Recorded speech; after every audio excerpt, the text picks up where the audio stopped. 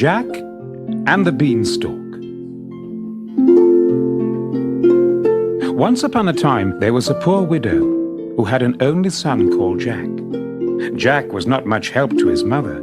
He did not earn any money, and the two of them were very, very poor.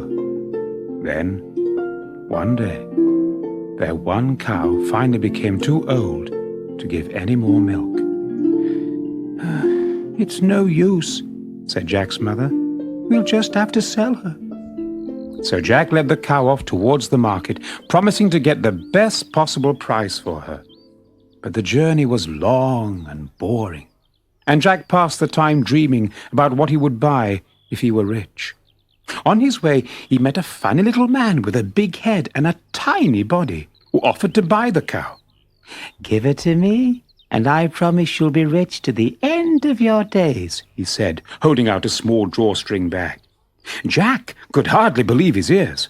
But when he opened the bag, instead of gold coins, he found it contained only 5 shriveled beans. "Those beans are magic," said the little man. "Plant them, and they'll grow right up to the sky." And before Jack could say anything, he vanished. And so did the cow. Jack ran back home, wondering what would happen when he planted his magic beans. "You were quick," said his mother when Jack arrived home. "How much did you get for the cow?" "I struck a wonderful bargain," he said. "Look at this." When his mother looked inside the bag, she was furious. "Beans? Beans? You stupid, lazy, good-for-nothing boy! Do you want us to starve?" Jack tried to tell her that the beans were magic, but she would not listen. She flung them out through the window, then beat poor Jack and packed him off to bed without any supper. The next morning, a very hungry Jack woke early. At least, he thought it must be early because the room was so dark. But when he turned over, he saw a huge green plant outside the window with giant leaves pushing through the shutters. So, the beans were magic ones after all! Quick as a flash, Jack clambered out through the window and onto the enormous beanstalk. Stopping only to wave goodbye to his astonished mother standing below him, Jack began to scale the giant plant. He climbed and he climbed. He even climbed right through the clouds. Then, suddenly, a long, wide road stretched out in front of him. Jack walked for hours, and just as he was thinking of turning back, he saw a great castle. Tired and hungry, Jack knocked on the towering door. It was opened by a huge woman. She looked down at him, and Jack looked up at her. "Please, could you give me something to eat?" he asked. "I'm very hungry." "Be off with you. My husband will be back soon, and he eats little boys like you for dinner." But Jack pleaded with her, and in the end, she let him in and gave him some bread and cheese. He had almost finished when he heard great footsteps thudding along the passage. "Oh dear," cried the giant's wife, "it's my husband. Quick, hide in the oven." Jack just had time to scramble into the oven when the kitchen door flew open, and a great big bald-headed giant burst in. He sniffed the air and roared, "Fee, fi, fo, fum! I smell the blood of an Englishman. Be alive or be dead, I'll grind his bones to make my bread." "No, no, no, dear," said his wife calmly. "You're mistaken. Now sit down and eat your meal."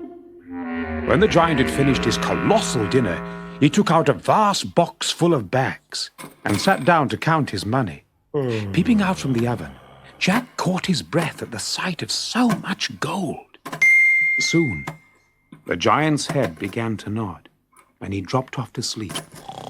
Jack leapt out, threw one of the bags over his shoulder, and sprinted out of the castle. He ran all the way along the road, then dropped the bag down onto the ground far below, and clambered through the greenery of the beanstalk to his house. For months, Jack and his mother lived very well, but soon only a few gold coins remained. And one day, when his mother went to wake him, she found he had gone back up the beanstalk to find more gold. "Oh, it's you again, is it?" said the giant's wife when she opened the castle door. The last time you were here, my husband lost a bag of gold. Really? Replied Jack. How strange. Perhaps I can help you look for it. I'm small enough to fit into all the nooks and crannies you giants can't reach. So the foolish giant's wife let Jack into the house again, and she even gave him some bread and cheese. Jack was still pretending to look for the lost gold when he heard the footsteps of the giant coming home. He just had time to dive into the oven when the door burst open, and the giant sniffed the air and roared, Fee-fi-fo-fum! I smell the blood of an Englishman. Be live or be heated, I'll grind his bones to make my bread. No, my dear. I think you're mistaken. There's no one here. Now sit down and eat your meal. The giant held a little white hen in his hand, and when he had finished his meal, he put it on the table. Hen, 1, 2, 3, lay a golden egg for me. And the hen laid the strangest egg Jack had ever seen. It was made of solid gold. The giant chuckled greedily, and then nodded off to sleep, clutching the golden egg. Jack sneaked out of the oven, clamped his hand round the hen's neck, and sprinted out of the castle, along the road, and back down the beanstalk. With the magic hen strutting around their yard, Jack and his mother were rich at last, and they said they would be happy forever. But one morning, when his mother went to wake him, Jack had gone. This time when Jack climbed the beanstalk and reached the castle door, he did not dare to knock, but crept inside while the giant's wife was fetching in the washing. And instead of hiding in the oven, he hid in the washtub.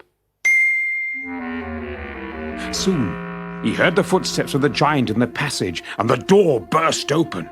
The giant sniffed the air and roared, Fee-fi-fo-fum!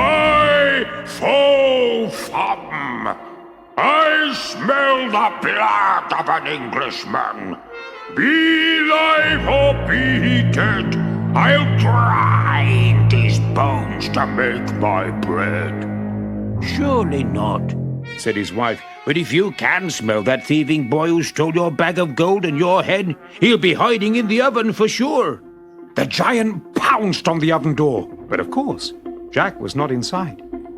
Oh, you really shouldn't upset yourself like that, said the giant's wife. Now why don't you get out your little harp? So the giant did. Play, he said, and the little harp began to play sweet music. The giant sighed happily, his wife sighed happily, and they both dozed off to sleep in their chairs. Quick as a flash, Jack jumped out of the washtub, snatched up the harp, and ran out of the door. Then suddenly, the harp cried out, Master, Master, I'm being stolen! The giant woke up with a start. What? Hey, you! Stop! Bring me my axe! Jack sprinted down the long road, the giant gaining with every stride, his massive feet pounding and his huge voice roaring for Jack's blood. Jack reached the beanstalk just a few paces ahead of the giant, threw himself into its green mass and slithered down the trunk. The bellowing giant tumbled after him, crashing through the branches, swinging his axe wildly. Fetch my axe! Jack shouted to his mother as he reached the ground. Working furiously, Jack chopped away at the stem of the beanstalk as the giant emerged through the clouds. Then, with a creak and a groan, the beanstalk began to fall. It fell right through the roof, through the house, crash onto the ground, and the giant fell headlong into the vegetable patch with a mighty roar and broke his neck. Then Jack showed his mother the harp and asked it to play sweet music. With the hen that laid the golden eggs and the harp that made such lovely music, Jack and his mother lived happily for the rest of their days.